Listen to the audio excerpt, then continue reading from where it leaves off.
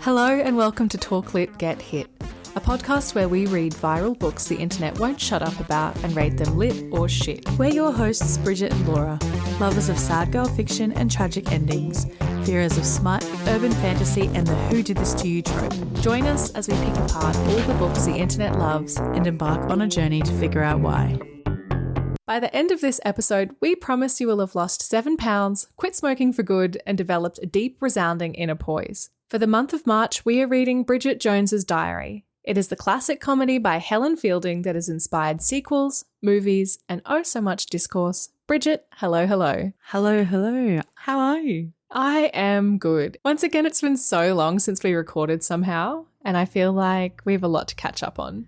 Yes, we had to postpone our recording for the first time ever, I think, due to ex-tropical cyclone Alfred. Oh, naughty Alfie. Baby's first not-so-cyclone. Baby's first tropical low. Yeah, I feel like it would have been very scary for you in Brisbane. I felt scared for you when the wind started picking up. I was like, oh my God. But how did you feel about it? Yeah, I felt scared for me too. Like lots of people were saying it was a real non-event, which I guess it was compared to what some cyclones can be. But I feel like my takeaway was, wow, thank God that wasn't actually a cyclone.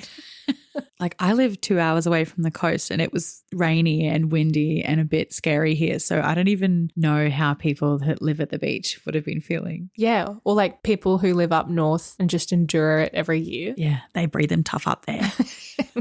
Got the mold spores in their lungs.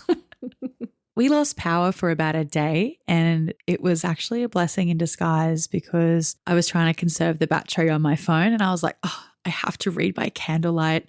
I'm, in the woods. I have a candlestick. I'm wearing a long nightgown and I've got my book. Yeah, I see the vision. It was fantastic. What I'm trying to say is, have you read any good books recently? I've read some really average books. I read Glyph by Ali Smith.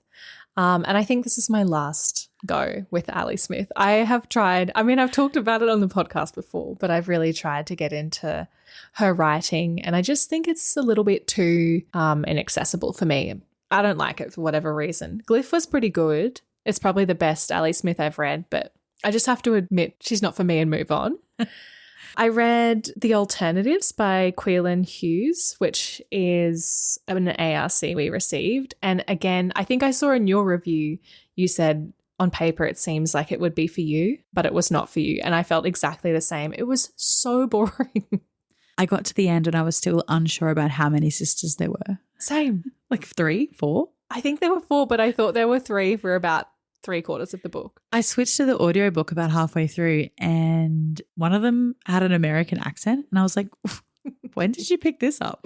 I know. I thought they were just You're like Irish. a colleague. Yeah, same. I thought it was a housemate or something. It had good moments, but overall I sort of felt like I wasn't making any connections with the characters. I read a book called Dearest by Jackie Walters, which was a bit of a spooky story about a woman who's just given birth and strange things keep happening around the house and her estranged mother shows up and exacerbates things. It was sort of reminding me of Mona Awad a little bit. And I didn't have very high expectations of that, but I quite enjoyed it. I read The Party by Tessa Hadley, which was fine. It just kind of felt like it was trying to say something. I saw a review that said it was like a Claire Keegan fan fiction, and I think that's kind of how it read to me as well. Thankfully, I finished it off by reading Lead Us Not by Abby Leigh, and I loved this. It was so nostalgic and so familiar. It's a story about a sort of codependent friendship between these 2 girls in an all-girl Catholic school in Australia, just sort of set in the suburbs. Horny teenagers figuring out things, trying to sort of gain status, establish relationships, connect with their parents. And I loved it. I would really recommend it. What about you? What did you end up reading? I thankfully only had one book that was bad, and that was Trust by Domenico Stonone, translated from Italian, and I nearly DNF'd it. I'm getting more into that sort of phase of my life. I'm like, I don't want to read this shit anymore. I persisted with this one and I should not have persisted. It was really, really bad. It was boring It was about a man and his ex-student that were in a relationship. They were just really bad together, constantly fighting, constantly breaking up, getting back together. And the girl thought it was a good idea for some reason to tell one another the thing that they have done in their life that they are most ashamed of and they have never told anybody. And they thought, once we know this about each other, we can never leave, like, because we know the worst of each other. And so they tell each other these things. We don't know as the reader. Surprise, surprise, they break up. And so I was reading it and I was like, this guy sucks. Like, he goes and gets married. He has a career, he has children. His wife is sort of suffering from postnatal depression and, you know, dealing with the loss of her career and having to look after the kids and, I mean, her horrible husband. And I nearly gave up, but I was like, no, spoiler alert. No, I want to know the thing that they are most ashamed of. Never found out. Oh, God. So I read it for no reason.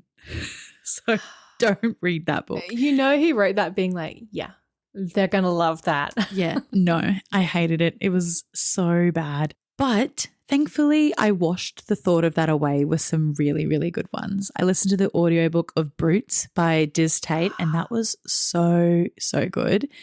It's about a group of 13-year-old girls who are really, really good friends, but good friends that are 13. So they love each other, they hate each other, they bitch about each other, but they also protect each other. And they have these single mothers who are just a little bit trashy, drinking by the pool with their eyeliner from yesterday. And there's this older girl that they're really obsessed with, and she's the preacher's daughter, and she goes missing. So that was great. I read Slaughterhouse 5 after having it be on my TBR for, I mean, probably at least 10 years. And I finally found a really beautiful copy when I was in Mulaney. It is really beautiful. Yeah, it's got some nice atomic bombs on the front. Stunning. I'm still not sure why I liked it so much, but I thought it was a really appropriate time in the world to be reading this anti-war book. Well, you influenced me because I had given my copy to the street library and when I saw your review, snuck back out, took it back. It's good, and it's only short too. I think it's a really accessible classic. Really into it. I think I might try to read some more of his writing. I listened to some more really fantastic audiobooks as well. The first one was They're Going to Love You by Meg Howry, which I know you read and loved. When I got to the last maybe half hour, I was at work photocopying and I was like, at any point, anyone is going to walk in and just see me sobbing. So I had to turn it off and I sent you a voice message. You could hear in my voice. Your eyes are gleaming right now. Seconds away. It was so sad, but I really, really loved that. Another one that I loved that was sort of in the same like literary fiction realm was Old Flame by Molly Prentice. And it was sort of like 2010s hipster heaven. They live in a loft in New York somewhere and she works in advertising, but she wants to be a writer. And her boyfriend is a photographer and she's just living their best life. And, you know, she goes and gets an iced latte and whatever.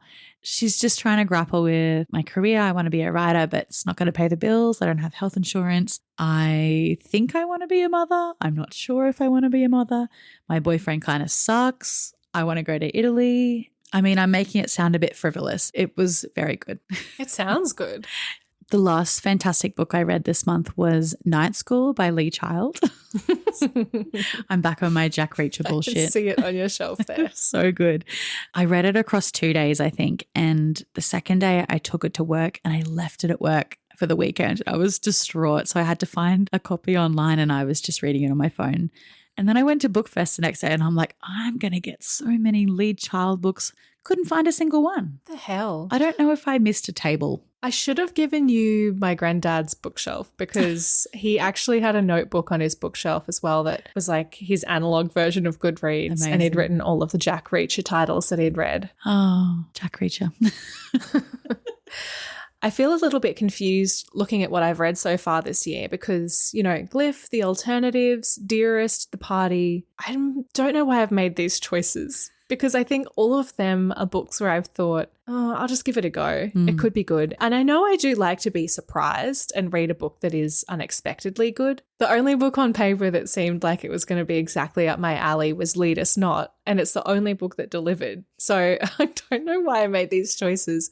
I also had the thought that, oh shit, I've made absolutely zero progress on my 25 for 25. So I have started reading NW by Zadie Smith. Spoiler alert, I'm enjoying it. And I have Tom Lake and Monstrilio. I've never said that out loud. Actually, I think I gave it a crack in a voice message to you the other day. But just know those days are behind me. From now on, only reading books that promise to deliver. I had the same thought, and I read Prophet Song the other day. It's okay. Great cover though. Great cover. Was also a bit eerie to be reading that at the same time as the cyclone was, whirling around over the Pacific Ocean, because it's about like a dystopian future where, there's a government that's controlling and they've lost power and they don't have any food. And I was like, oh, we've lost power and everyone's panic buying toilet paper. So it was a bit eerie, but I did enjoy it. It just wasn't one of my faves. But I'm also slowly making my way to the bottom of my physical TBR pile. So I'm really just reading the dregs of what I've got left. But I do have some good dregs to be read. That's good. I'm excited. I'm looking forward to that. Other than reading, I think we've both had really exciting, jam-packed months. I know I've been to a lot of shows. You've been to a lot of shows. We've been at work. Boo. Boo. Yeah, what have you been seeing? I went to see Curtis Connor in Brisbane. He's like a YouTube comedian. That was good. I saw Kate Miller-Heidke. She's so funny. Like when she talks in between songs, it's just as interesting as when she's singing. I saw Billie Eilish. I saw buses chock full of girls in jorts and soccer jerseys. I also had a little bit of a trip down the nostalgic lane of life. I went to see The Kooks, which was a band that we really loved when we were in high school. And once I got over the shock of seeing how old the lead singer is now. I mean, he's only like 40, I think, but he just doesn't look like a floppy head 17-year-old anymore. And that sort of threw me for a few songs before I got over it. How was that gig as well, in the sense that I feel like many of their songs are sort of a bit like young girl, little girl. I think they picked their set list pretty well. They did play some newer songs and, I don't think they're going to be getting any awards for songwriting anytime soon, but like their first two albums especially, like just banger after banger. They are so good. And they picked those ones really well, and they knew that the crowd wasn't there to hear the new songs. And so they were like, guys, we're going to play one more new song. So they knew, but the crowd was good. So in the spirit of reading Bridget Jones's diary, we thought it would be fitting for us to explore some of our own diary entries from primary school through to high school. I actually had one in kindy. Oh, shit. My mum wrote it for me, but I thought it would be a nice one to start off with. It's a beautiful Barbie book and it has like prompts. There's actually 2 mentions of you in there, which is so cute. So the first one, the prompt was, if I could have any pet, what would it be? I wrote through my mum, if I could have any pet, I would have a dog because I would take him walking with us. I would call it Tim for a boy or Laura for a girl. Oh, that's so beautiful that Tim got a mention too. And the second mention of you was, friends love to spend time together. What do you like to do with your friends? I like playing Planeteers, being the power of wind. And that's what we used to do. We always did that. Oh, Captain Planet forever. Yeah. Oh, that's so nice. The earliest one I have is from 2006. I sort of remember starting them around grade 4 or 5. I just don't have them anymore. And I know I had one of those fluffy high five diaries with the lock, but I don't think I ever really wrote anything in it. Did you have much of a back catalogue between kindy and puberty? I think I have one from every year of primary school, and then I can't find any after grade 8. So I've got like half of the first year of high school, but the others might not exist or they might be in a different place that I didn't look. I'm a bit sad about that because I can't remember high school much other than what we talk about. So it would be good to know what I was doing, but who knows? Well, if it makes you feel any better, I was looking for insights from high school and unfortunately I found none. They are so extremely self-absorbed. It's like once I found out about boys, it was game over for any self-reflection. I love that though. Would you like to share a diary entry with us? I would like to share the vibe of my grade 1, grade 2 diary because endearingly they all follow pretty much the exact same structure. On most pages, it's something like this. This is the 28th of December, 2000.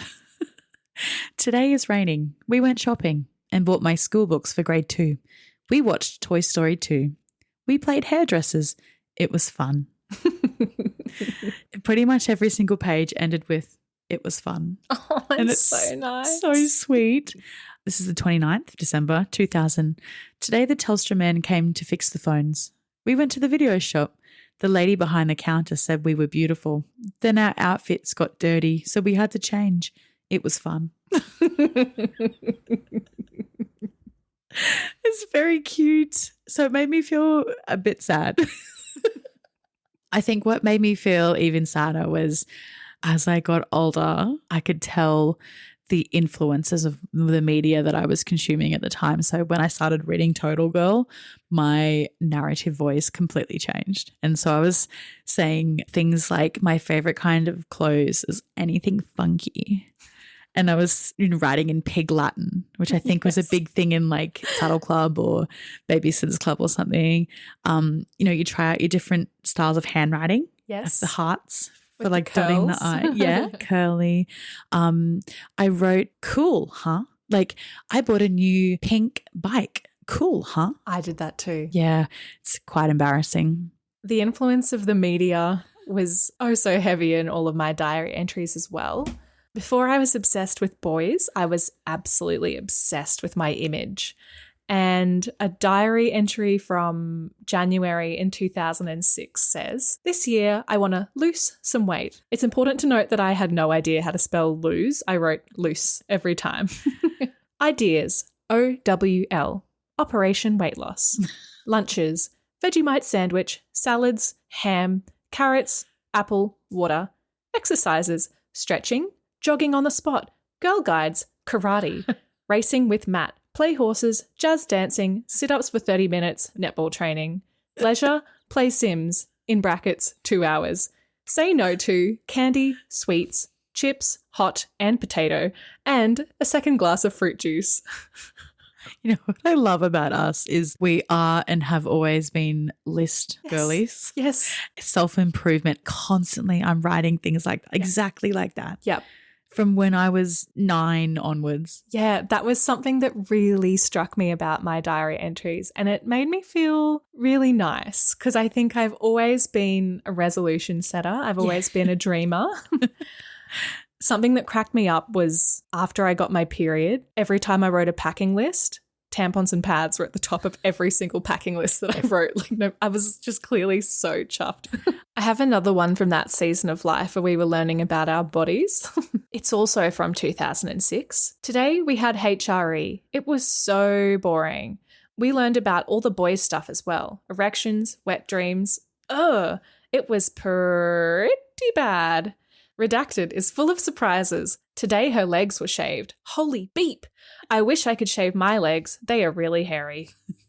It's so funny that you say that because one of the diary entries said that the girls from my class did it with the girls from your class. And so this is in March 2006. Alicia came, must be the girl's name that taught us.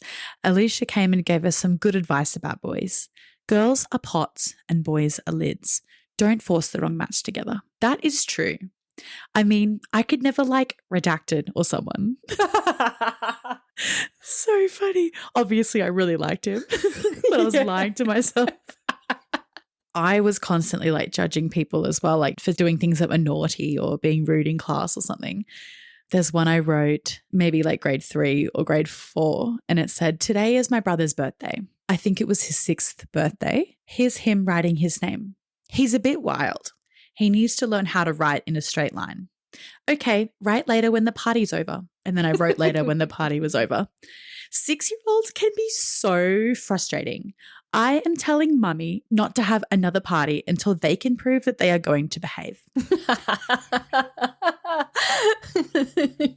I was 10. I think you seem like a bit more of a reflective child than me, because I had a real tendency to sort of report on the horrific facts of the world and then move on to something extremely flippant and unrelated. So I found one entry that's really funny. And I think what makes it funny is knowing that normally when I started my diary entry, it was like with a very flamboyant greeting, like, hello, diary, or hello, diarino, or hey, hey, hey, or just, something that was just a bit silly. And this entry in 2007, diary, today is the 5th anniversary of when the planes crashed into the Twin Towers. I've decided I want to be an author when I grow up. I love writing. It's my passion. Yeah, I was pretty reflective and I did dwell on like tragedies quite often. Like there was one that I found that said, I believe Daniel Morecambe is still alive. Rest in peace. I was wrong.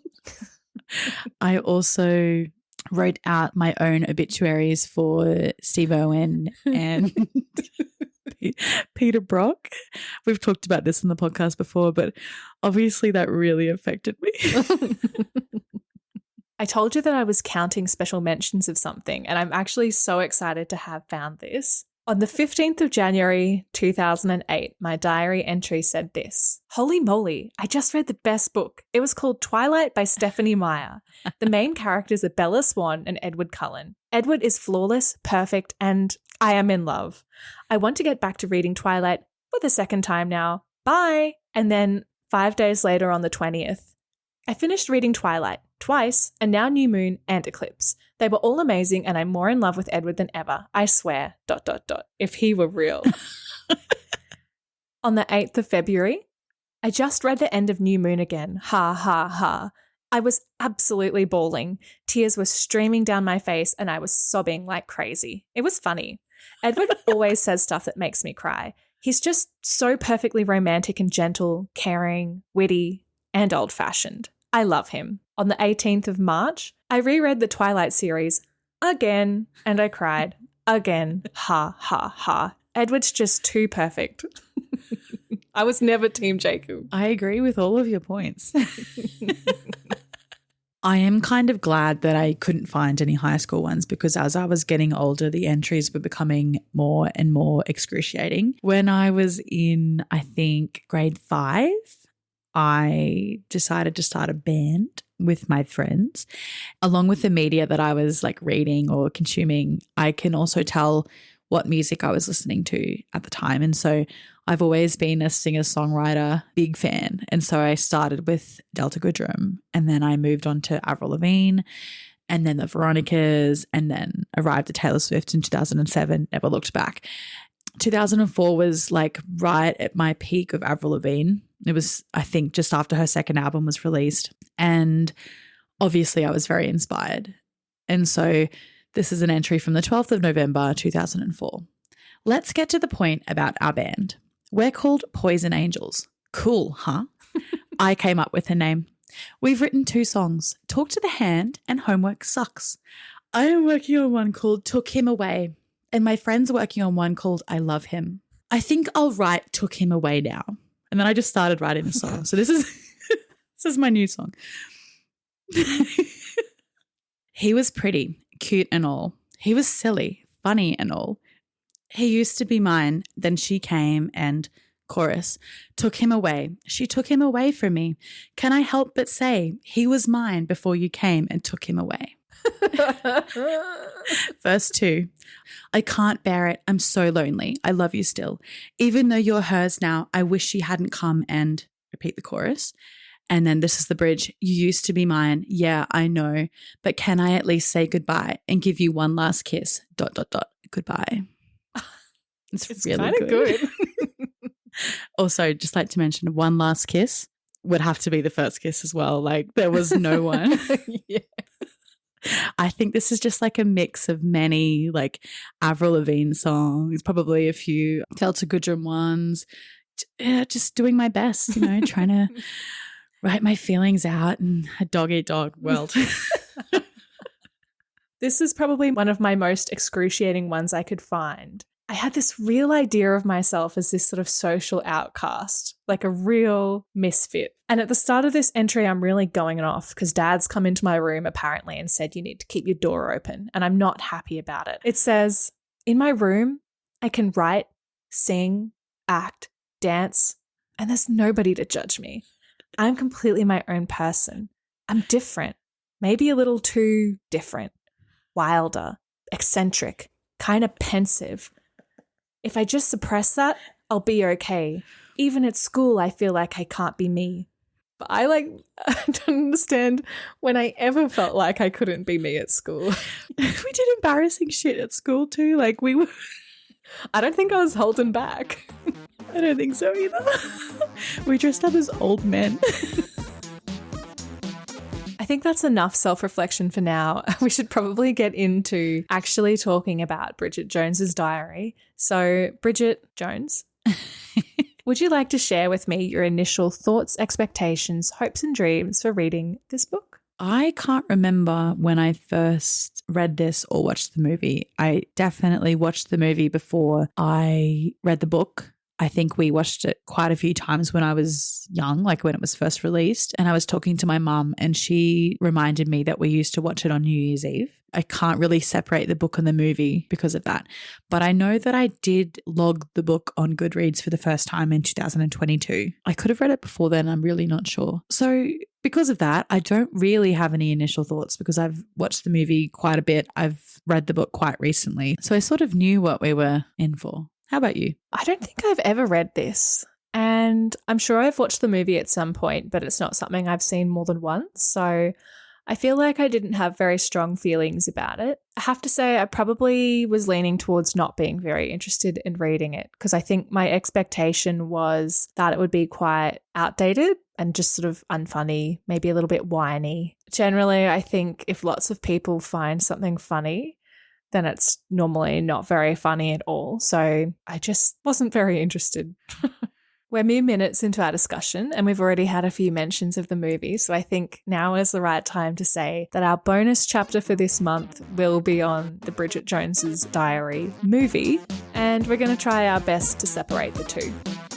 If so far you've made it through life blissfully unaware of the contents of Bridget Jones's Diary and want to keep it that way, then this is your sign to pause the episode and hit subscribe so you can come back and find us when the time is right. This episode will contain spoilers, so if you'd like to avoid them, you've been warned.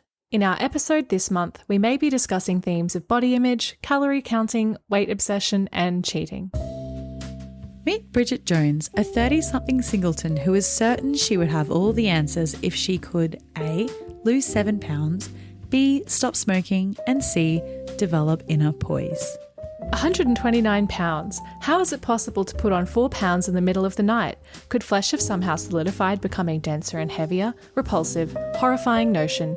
Alcohol units 4. Excellent. Cigarettes 21. Poor, but will give up totally tomorrow. Number of correct lottery numbers 2.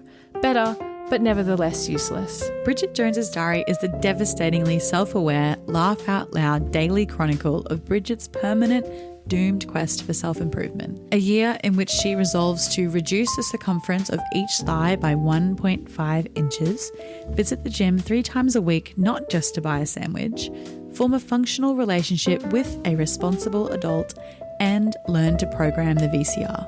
Over the course of the year, Bridget loses a total of 72 pounds, but gains a total of 74.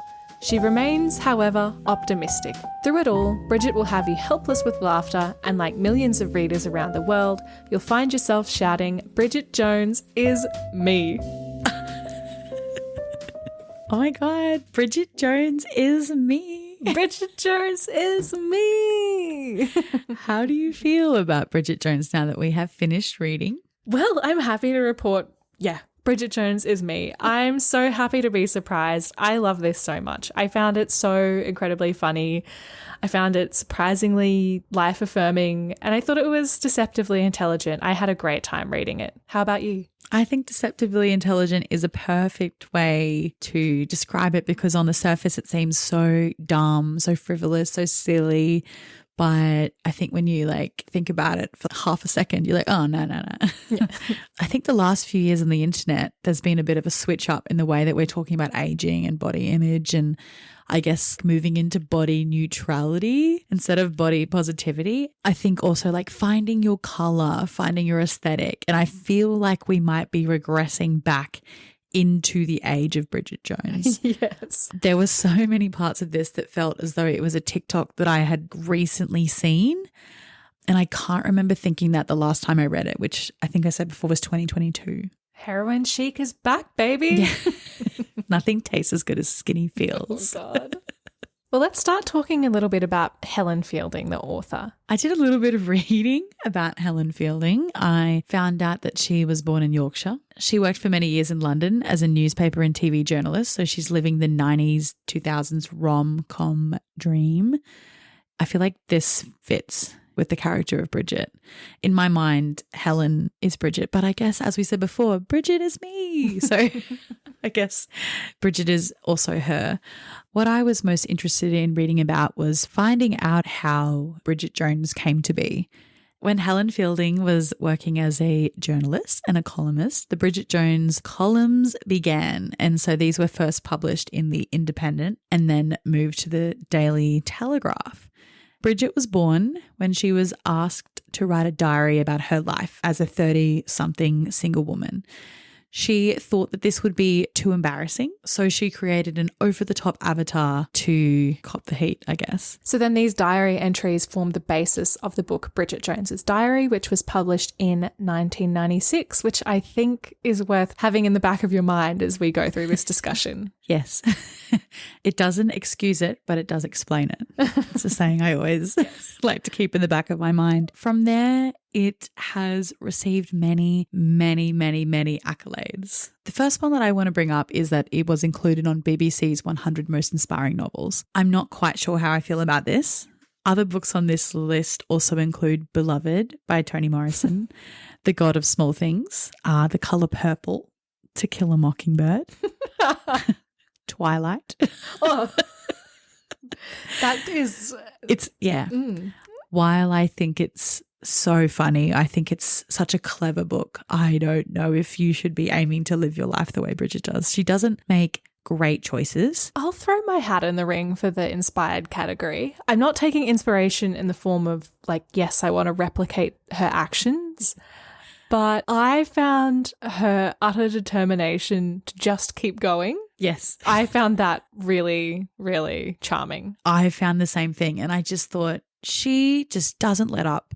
And I love her for that. Yeah. She just keeps going. It's like she's got no self-awareness, but at the same time, painfully self-aware. Painfully so. I guess you're right. I think maybe my problem is more with the title of the list, 100 Most Inspiring Novels. And the company it keeps. Yeah. And I would say that there's maybe not that much inspiring about the other books as well. I think they're harrowing books. I found The God of Small Things to be quite harrowing. I really loved that book. There is a through line of determination. Overcoming, I guess. Bella really wants to get with Edward. That's and true. She makes it happen. The next list that it has been included on is the 20th century's most defining novels. There's 2 for the 1930s. There's Brave New World and The Grapes of Wrath. And we also have 2 for the 1940s. We have 1984 and The Diary of a Young Girl by Anne Frank. The 1950s, we have The Catcher in the Rye, my book nemesis. 1960s, we have Catch-22. And then in the 1990s, we have Bridget Jones's Diary. I thought that was hilarious. All very serious books that have a lot of things to say. And then we have Bridget Jones's Diary. But I kind of admire it. Well, I think it is so defining of the 1990s. And I think people have this resistance to it saying that it perpetuates these sort of harmful or outdated cultural attitudes, but that was the moment in time. And so in terms of, I don't know, picking a book that's reflective of the climate, I think it's perfect. I mean, obviously we've mentioned it's inspired a film adaptation, not only a film adaptation, but film adaptations. I also saw that Bridget Jones, the musical, was in the works. So news first broke in 2010 that Lily Allen was writing the score with the author writing the book and the lyrics. Oh, that would have been so good. It would have been fantastic. I couldn't quite find out what happened to this. People don't really seem to know.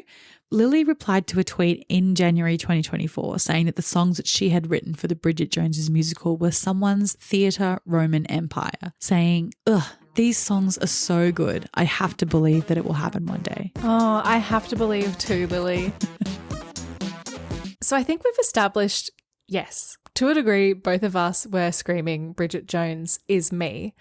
For a novel that is set, you know, in the 90s, written in the 90s, and sort of perpetuates these ideas or like, you know, has her acting out these choices that I truly disagree with. I think a huge part of what makes this book work is its format. I think in the past I've been quite vocal about my dislike of books written in a diary style format, but I feel like having read this, I really need to wind that back. And I think maybe my criticism, it's a skills issue for those authors, because I found in reading Bridget Jones's diary that I was so encased in this feeling of like authenticity and this really sort of confessional atmosphere that I felt the diary format generated. Did you have that experience at all? I did. And I was thinking that if it was written in a classic style, then I think I would have found Bridget to be really, really annoying. But I think in this way, the honesty came through and all of her insecurities were there. It didn't feel like I was reading an unreliable narrator. It felt like I was just reading someone's diary. Yeah. I mean, I know we've both talked about editing even in our own diaries, but I think that sense of authenticity is what really generated that relatability. And after I finished reading and I was looking through reviews, I was really left asking the question, is the format of a diary lost on people? Do they know what a diary is? Because a criticism that I saw popping up again and again was people complaining about her self-absorption and her self-centeredness. And to that I say, if not in a diary, then when? I don't understand. My hot take is anyone that says Bridget Jones is unrelatable due to being like nasty or self-centered or obsessed with men, they are lying to themselves. I found myself during reading lying to myself about it. I would be like scoffing at the things that she'd be doing, like, oh, how ridiculous that she thinks that. Like, she shouldn't be thinking that. And then I was like, no, I don't have to like pretend that I wouldn't do the same thing, because in my mind, I probably would. I've seen a lot of people say they worry about the thoughts that they're having and they're trying to retrain their brain to think in a more empathetic way or understanding or inclusive way. I read a lot of comments of people saying like, don't be so hard on yourself. Thoughts are thoughts. What you think next should be how you measure yourself. So do you have this awful thought about something? And then how do you react to that thought within yourself? Are you thinking, oh, I shouldn't be thinking that about that person? Or are you just moving on? I was sort of judging her for how she was dealing with the situation with Daniel Cleaver and how he was obviously treating her like shit. And I was thinking to myself, people don't act like this. Like, this is so unrealistic. But then I thought, no, he's charming. Like, he's good at this. He's manipulative. So I think it was a good reminder that people are always learning, people are always growing. And we see that in herself. Like, we see towards the end of the book, even though she's still sort of seesawing between the two of them, she has come to realize that Daniel's toxic. He's not the one that she should be going for. And I think that people who were pretending that they wouldn't fall for Daniel Cleaver, or they wouldn't be thinking mean thoughts about their boss, or they wouldn't be thinking mean thoughts about the people that are married and are condescending and are always acting like that, then I agree. I think they're lying. I mean, it's kind of like that thing where we all have a friend or have known at least one person who's been in a relationship that's truly unbearable and like bad for them. And you keep asking yourself, why are you making these choices? Like, why do you keep going back to them? Or why do you let them speak to you that way? Or whatever it may be. But it's so easy to cast those judgments from the outside, and it's not so straightforward to disentangle yourself from how you feel when it is you that's in that relationship. I think what you were saying about thoughts are just thoughts and it's what you think next or what you do next is something I was thinking about as well, because I guess granted we don't have a lot of access to what Bridget is really like because it is her diary. So she could be, censoring or editing or whatever it may be. But my impression of her was that she thinks these unhinged things, but she doesn't really seem like a bad person. She's not being nasty to people. She's not doing anything that's really morally wrong. She's just a woman grappling with her place in the world. Just like bumbling her way through life. She is really bumbling through. I think also that we have to remember that this is a diary. Diaries are not meant to be picked up and read 20 years later on a podcast. They are meant to be like a brain dump for you, your thoughts, your feelings, your experiences. And if this is Bridget's experience, then I feel like it is a true experience. Also, something that I was thinking about is the fact that this was written in the 90s and people didn't have access to all of, thought media the way that we do now.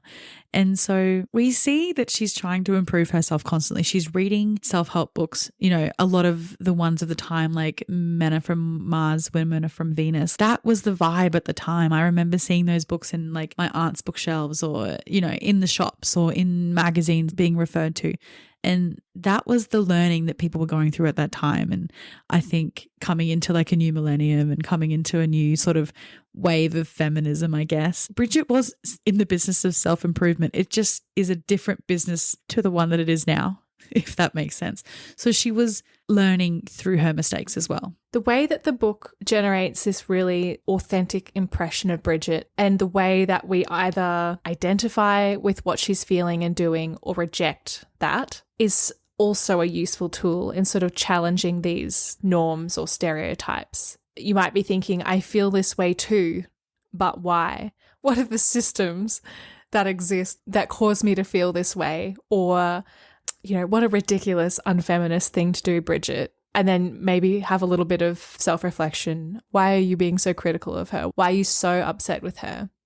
I definitely don't think it's just frivolous and can be pushed aside in the way that so many people seem to think. I found an interesting article on The Guardian where the author was talking about these sorts of criticisms that have often been made towards Bridget, especially those accusations of being considered unfeminist.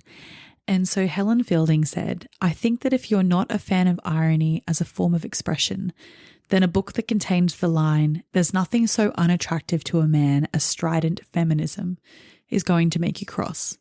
I also think that if we can't have a comic female character, if we can't laugh at ourselves without having a panic attack about what it says about women, we haven't got very far with our equality. She then goes on to say, I'd like to think that Bridget has allowed people, particularly women, to think it's all right to just be all right. It's all right just to be a person and sort of muddle through the complicated, overstuffed world that we live in. You don't have to be an airbrushed picture in a magazine. I really enjoyed the quote, after all, there is nothing so unattractive to a man as strident feminism. And I think that it's something that every feminist girl has dealt with in their life. I remember I was reading the book Women Who Run with Wolves by Clarissa Pinkola Estes. Honestly, I wasn't really enjoying it, but I was in that part of my life where I was reading a lot of nonfiction, books about feminism and race and gender. I thought, even if I don't enjoy this book, I feel like there are things that I can get out of this. And I think that's a good attitude to have to nonfiction in general. I was reading it when I was at the Eisteddfod and I wasn't having a great time. And then one of the older men asked what I was reading and I was like, oh, and I showed him the front cover and I saw the look on his face and I immediately started to diminish what I was reading and why I was reading it. And I was like, oh, it's just like it's just for like this thing. And I felt myself do that. And I thought, why am I doing this? Why am I acting like I don't think this is an important book? Because even though I didn't like it, there were still so many important things and stories to be told in that book. And I've always remembered that. And it wasn't that long ago. That was probably 6 or 7 years ago. And I think about that often. I think, why didn't I just stick to my guns? Like, why did I feel like I had to push myself down? I think when you are faced with someone, especially like a confident man, especially if they're an older man, you sort of assume they're not going to be picking up with what you're putting down in regards to gender equality. And I think it's so easy to sort of back from any sort of confrontation. I think that's a skill you have to learn. I think that's a skill that Bridget learns through the pages of the book. Yeah, absolutely. I mean, what is womanhood if not the quest to make yourself more fit for public consumption? I think the book overall is a cross-section of womanhood and womanhood of a certain age. She's constantly thinking about when she's going to have a baby, when she's going to get married, when she's going to have a career. How is she going to stay looking like a child forever? They are, unfortunately, conversations that we are still having today. I really enjoyed the sort of flip-flopping of her opinions. Like on page 221, she says, "It is great when you start thinking about your career instead of worrying about trivial things, men and relationships." And then I'm sure the very next page she would have been back to thinking about men and relationships. But I think a theme of the novel is how Bridget feels that single people are treated by what she calls the smug marrieds. I was wondering how you feel about that, because you and I, we've both been in long-term relationships. You are now married. I was wondering if you had any thoughts on that. I thought the novel was quite progressive in the way that it was fairly critical of the dismissal of the experiences of single people, aka the smug marrieds. I mean, like you said, throughout the novel, Bridget is constantly obsessing over that mixed messaging that you receive, especially as a single person. You've got to have a career, because if you're not married, what are you doing if you're not prioritizing your career? Establish friendships, meet men, stop obsessing over men, have a baby, don't have a baby, prioritize your career, look young forever. Like, it's just endless. And there was a section on page 244 where she says, incensed by patronizing article in the paper by smugged married journalist. It was headlined, with subtle as a Frankie Howard sexual innuendo style irony, "The Joy of Single Life."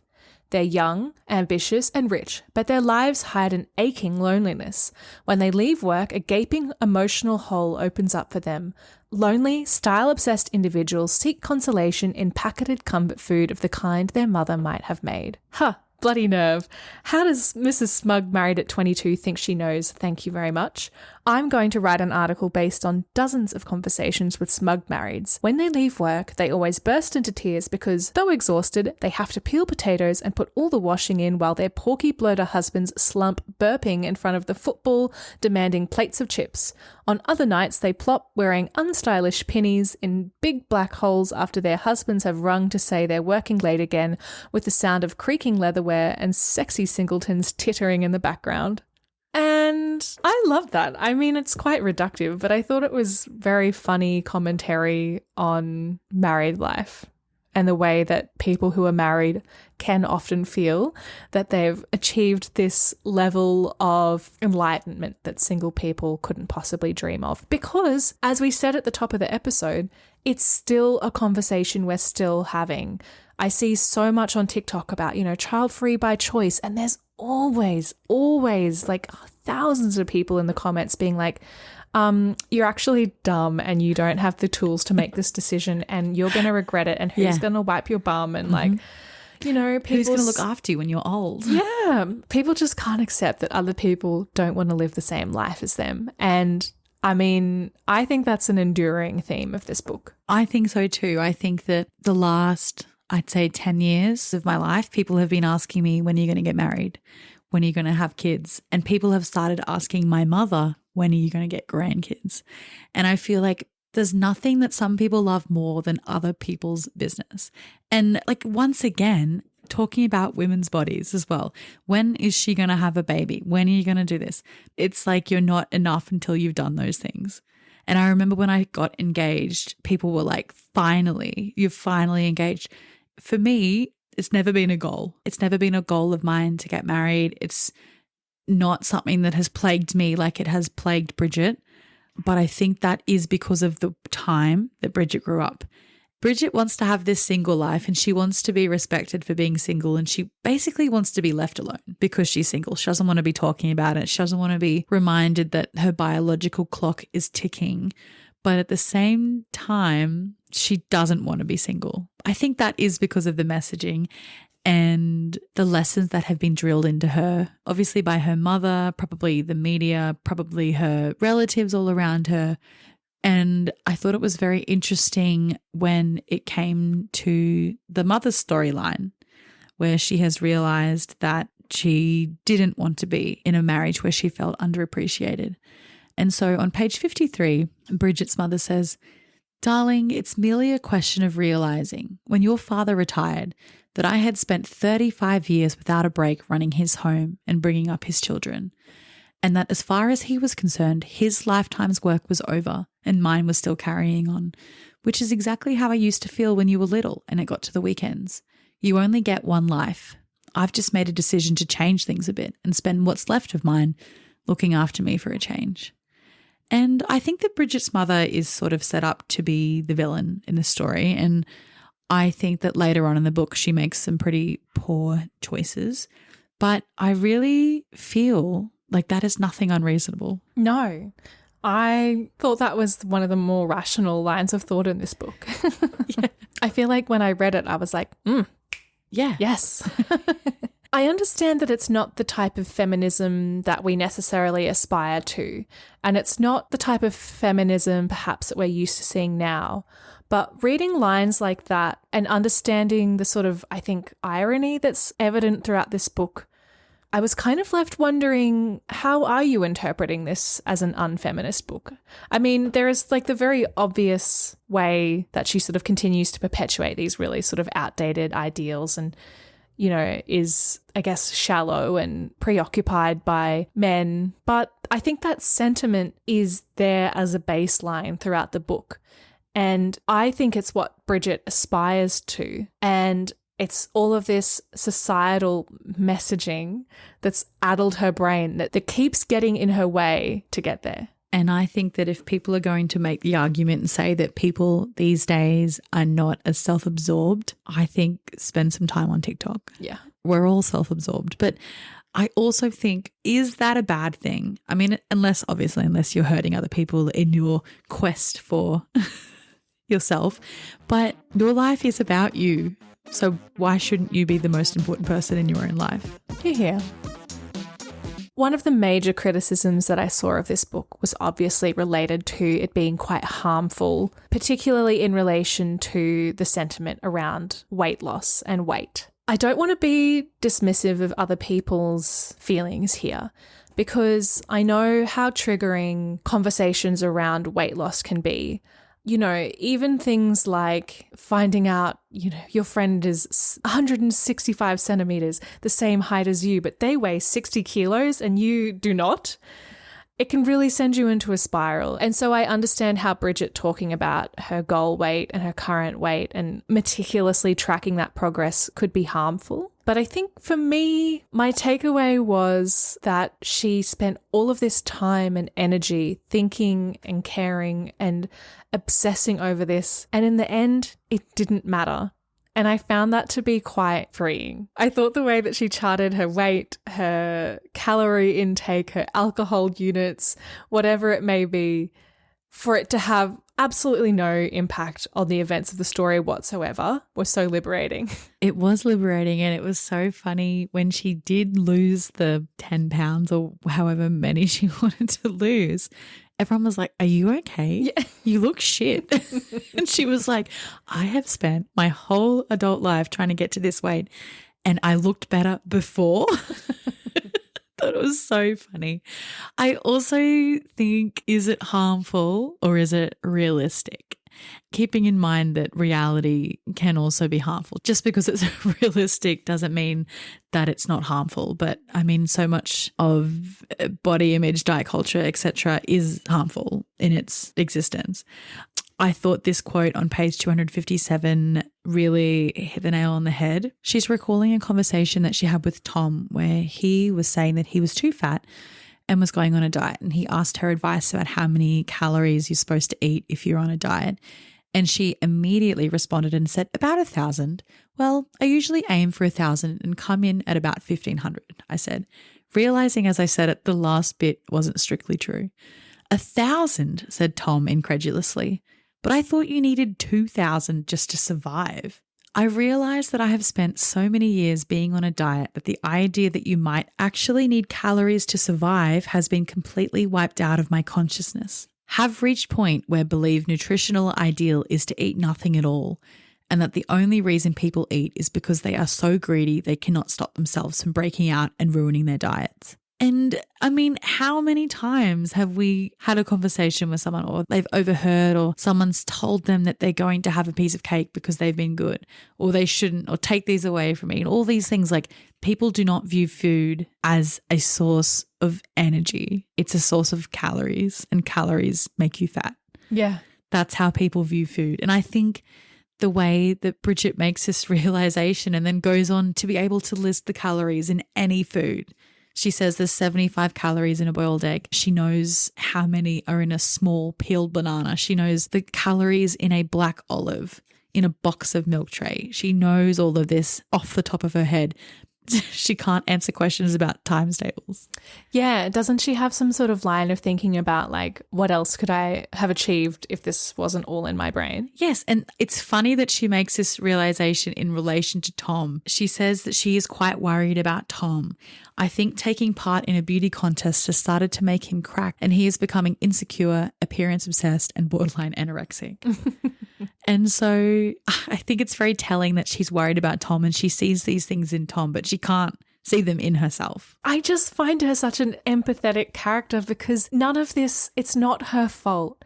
Most of us cannot help how we feel because what we feel is a product of the external forces that are pressing in on our brains day in, day out. You can't take in what you absorb. Like, it was shocking to go through my childhood diaries and find that at age 9, I was writing out a plan for weight loss and exercise. But that would have been because of, you know, magazines, Women's Weekly, frickin' Oprah, like, you know, my mom and my grandmas being on diets and talking about being good, and just all of these conversations and all of this media that was happening around me. I recently read All I Ever Wanted Was to Be Hot by Lucinda Price, or Frooms. And in the book, she talks about growing up in the 2000s and all of these messages that were being thrown at us about body image and, you know, who wore it better in magazines, or like the cellulite pictures on the front cover of New Idea. And I think that it's not our fault that we are like this. No, it's not Bridget's fault that she is like that either. It is just the way that we are. And now all of our brain space is taken up unlearning these lessons. Mm-hmm. The only other thing that I would say on the topic of the weight loss is there is potential that it didn't impact me because I simply don't know what stones are. She's saying like 5 stone 5 or whatever, and I was like, oh, what is that? Like 80 kilos? It was not. Well, the book is called Bridget Jones's Diary, so I mean, it's pretty understandable that we've spent the majority of this episode so far talking about Bridget Jones. But Daniel Cleaver and Mark Darcy, is there anything you'd like to say about either of them? I think that Daniel Cleaver was underwhelming in the book. I think because I know the movie so well, I was expecting the charm of Hugh Grant to come onto the page, and it just didn't quite get there for me. I thought he seemed like a tool. I mean, he is a tool in the movie as well, but he's a hot tool. Yeah. And I think when he started, you know, like drawing the curtains, watching cricket all day, I was like, oh, he sucks. As well as his behavior, his, you know, in general, he just sucks. I like Mark Darcy. I mean, Mr. Darcy in any form, I'm here for. How about you? Yeah, pretty much agree. I think there isn't really that much to say about either of the men. They're just there. I think the only time Daniel Cleaver had me was when he said, marry me. It was sort of in the thick of when they'd been having all of that really sexually charged banter over email, which, as we have so often discussed on this show, is a terrible idea. But just a quick note on that, didn't mind it. No, quite liked it, in fact. She's talking about how she's hardly been noticing Daniel at all, and she's very proud of herself. And then she heads towards the lift and finds Daniel there with Simon from marketing talking about footballers being arrested for throwing matches. Have you heard about this, Bridget? Said Daniel. "Oh yes," I lied, groping for an opinion. "Actually, I think it's all rather petty.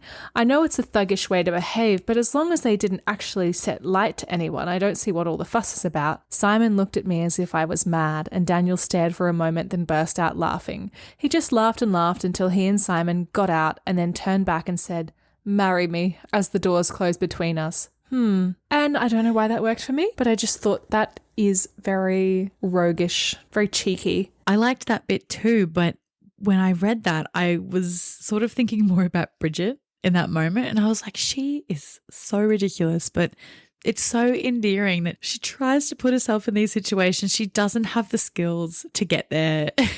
She's quite dumb. But I love how she just keeps going and going and going. The scene that I liked Mark Darcy in is a funny comparison because Daniel is being cheeky. He's like rakish, if you were going to use a Bridgerton term. And Mark Darcy, he's just so sensible and stoic, I guess. And this is when she's leaving his parents' anniversary party at his house. As she's leaving, he's trying to ask her out. And he says, "Last Christmas," Mark went on hurriedly, "I thought if my mother said the words Bridget Jones just once more, I would go to the Sunday People and accuse her of abusing me as a child with a bicycle pump. Then when I met you and I was wearing that ridiculous diamond pattern jumper that Una had bought me for Christmas, Bridget, all the other girls I know are so lacquered over. I don't know anyone else who would fasten a bunny tail to their pants." They are interrupted by Natasha, but I think that the way the author has sort of brought the character of Mr. Darcy into the modern world is so charming because I can picture a man saying that. And I mean, you're not like other girls, but she's not like other girls in his world. He's working in this high-flying corporate world. Like that Natasha woman is awful. Yeah. Through Bridget's eyes anyway. And he's charmed by her. He's charmed by her girl next door vibes. You're a breath of fresh air. Yeah. And I really enjoyed that part. But I think other than that, didn't really care about either of them in the book.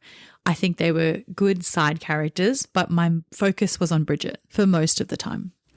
I agree. And I think it's just because she was just so truly relatable. Something that I was grappling with as I was reading this is how on earth does she escape seeming like a pick-me despite so many things happening to her that were so quirky or unbelievable or things that could quote unquote only happen to her.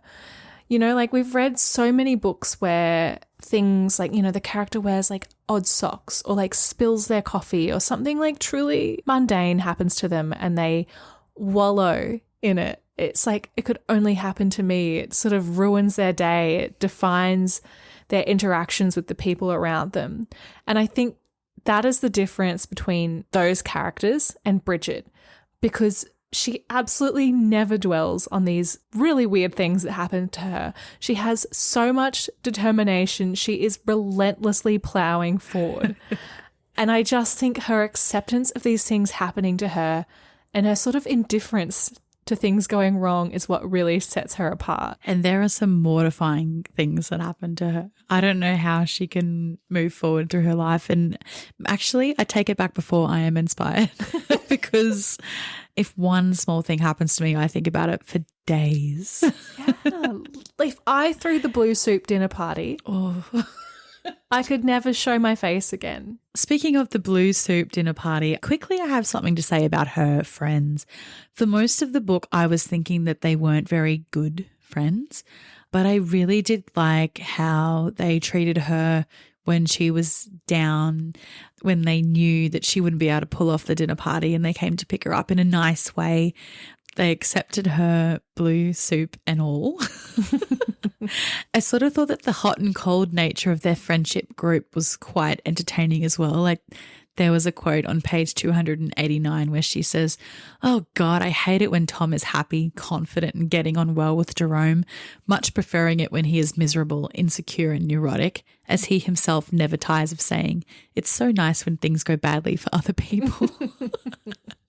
And while that is an awful thought and an awful thing to think, I think it's quite relatable. Well, I think like what it is that we like to be needed. And although I don't really like my friends to go through bad things, there is a level there where it's nice to be able to provide some sort of advice or help or service to them. And so maybe that's what Bridget is getting at there. And I think also like Bridget is often struggling with her loneliness, although she might not put that tag on it. And I think she's probably feeling a bit left out and like, what about me?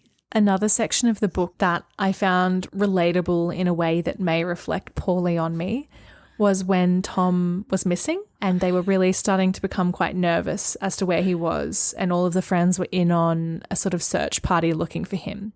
Bridget says, 3 p.m, starting to feel really panicky. At the same time, enjoying sense of being at center of drama and practically Tom's best friend. So everyone is ringing me and I'm adopting calm yet deeply concerned air about whole thing. I think you're lying to yourself if you can't relate to that. Be so real with me. Yes. When she gets offended that Jude has rung the police and she's like, oh, I'm the best friend. I couldn't help feeling secretly annoyed that Jude had rung the police without clearing it with me first. I am Tom's best friend, not Jude. Obsessed. Same. I think the word of the episode is relatable. Like, I don't know how many times, take a shot, how many times we've said relatable, but there's just a few more things that I quickly want to bring up. I had to immediately stop and underline. I just thought it's so funny. Like, it's so funny how this book can be nearing 30 years old and still just feeling exactly the same. I would also add that you added in these quotes and then I went to add my notes to the document. And I think the relatability has transcended because you had added in so many of the same quotes that I also wanted to mention. So funny. So on page 49, she says, it is so long since I have done anything at all for anyone else that it is a totally new and heady sensation. This is what has been missing in my life. I am having fantasies about becoming a Samaritan or Sunday school teacher, making soup for the homeless, or, as my friend Tom suggested, darling mini bruschettas with pesto sauce, or even retraining as a doctor. Once again, you're lying if you haven't done like the smallest act of kindness for somebody and thought, I am a new person. I'm going to become a volunteer. This is the new me. Another one on page 121 really made me feel like I did in primary school when it came time for Anzac Day or Remembrance Day. Awake on VE Day in unseasonable heatwave, trying to whip up frenzy of emotion and self about end of war. Freedom of Europe, marvellous, marvellous, etc., etc. Feel extremely miserable about whole business, to tell truth. In fact, left out might be the expression I am groping towards. I do not have any grandpas. If only I had a grandpa, I could have got in on the whole thing under the guise of being nice to him. And both of my grandfathers passed away before I was born. Also, they weren't at the right age to be in the wars, but I remember there were kids in our primary school who on Anzac Day would come to school with the like medallions of their grandfathers or their great grandfathers, and I would always just be like, must be nice. I wish my family had some awful trauma that I could get attention out of. So funny. Wow. I won't deny I felt the same. The last one that I would like to share is on page 149. Feel strange sense of unease with the summer, and not just because of the drawn curtains on Sundays and mini break ban. Realize as the long hot days freakishly repeat themselves one after the other, that whatever I am doing, I really think I ought to be doing something else. It comes from the same feeling family as the one which periodically makes you think that just because you live in central London, you should be at the RSC/Albert Hall/Tower of London/Royal Academy/Madame Tussauds instead of hanging around in bars enjoying yourself. The more the sun shines, the more obvious it seems that others are making fuller, better use of it elsewhere. Possibly at some giant softball game to which everyone is invited except me, possibly alone with their lover in a rustic glade by waterfalls where Bambis graze, or at some large public celebratory event, probably including the Queen Mother and one of more of the football tenors to mark the exquisite summer which I am failing to get the best out of. And I think how many times have we talked about like, I can't relax, I feel like I need to be doing something, like I'm wasting my time, I'm wasting my life. I mean, I still am reflecting on the Christmas break gone by thinking, what did I do? Why didn't I do more? So yeah, I think that's a very accurate call. And I always think this when I'm looking at Instagram and I think, wow, these people have like so many friends and they do so much stuff and they have like the best house, and then I just need to like, I don't know, log off, touch grass. I read a quote from a journal article called Contextualizing Bridget Jones by K.A. Marsh, and I thought it was just so nice. It says, Bridget's voice is authentic because it reveals what we all know but rarely face, and perhaps never face with such high spirits. Control is a myth, and the experience of being out of control and being forced into mutually dependent relationships is authentic. And I think the emphasis there on being out of control but facing it with optimism is really the heart of this book. Optimism and humour and resilience are all qualities that she has. Once again, I was wrong. Inspiring. Bridget Jones is me. Bridget. Can't even say my own name. It is time to talk about our favourite and least favourite characters. Who is your favourite character of Bridget Jones's Diary? My favourite character is Bridget Jones. Is Bridget Jones your favourite character? She is my favourite character, but I have another favourite character. She's barely in the book. I don't think she's even in the movie. My second favourite character is Patchouli, who is one of the assistants at the TV studio. And I thought she was so funny because she's a bit younger than Bridget, and I think that she's pretty cool. In the audiobook that I listened to, the accent that the narrator put on for her was outstanding. And I can't do it, but it was a really cool, like South London, just like a cool girl. And she's always like, aren't they like brilliant? She's quite helpful. She's, I think, a good colleague for Bridget. She was in it for like 2 seconds, but I was really into Patchouli. She's a girl's girl, as they say. I think so, but at the same time as being a bit of a bitch. We love to see it. We do. How about your least favourite? Who is your least favourite character? I don't actually have very strong feelings about anyone in this book. My least favourite character might be Bridget's mum, but only in the period of time where she comes back from Argentina and she's making a real fuss about getting her hat off the plane, in denial that their assets have been frozen. And I just really didn't enjoy the sense of stress that she created at that point in the book. It was really annoying. How about you? I think I have a 3-way tie. I think for the same reasons, Bridget's mum. I think Bridget's dad, because he was pretty useless. And I think he would be an awful person to be married to. And also Natasha. She was mean. Naughty Bridget's nasty mummy. I don't believe that there's going to be much question in our listeners' minds as to whether we're leaning towards lit or shit. But for the sake of tradition, Bridget, do you rate Bridget Jones's Diary by Helen Fielding lit or shit? Lit. It's lit from me too. Yeah. Wow. Pretends to be shocked. I think the only way we can end this episode is if everybody listening and us say together on the count of 3, I am Bridget. Ready? 1, 2, 3. I am Bridget. So underwhelming. Yeah, but imagine everyone saying it. Millions around the world. Dear Diary, had such fun recording episode. Alcohol units consumed while recording, 0. VG. Must remember to tell listeners the next bonus chapter is on Bridget Jones's Diary, the movie. If one wished to keep up to date on what we're reading next, one could subscribe and follow us at talklit.gethit on Instagram and TikTok.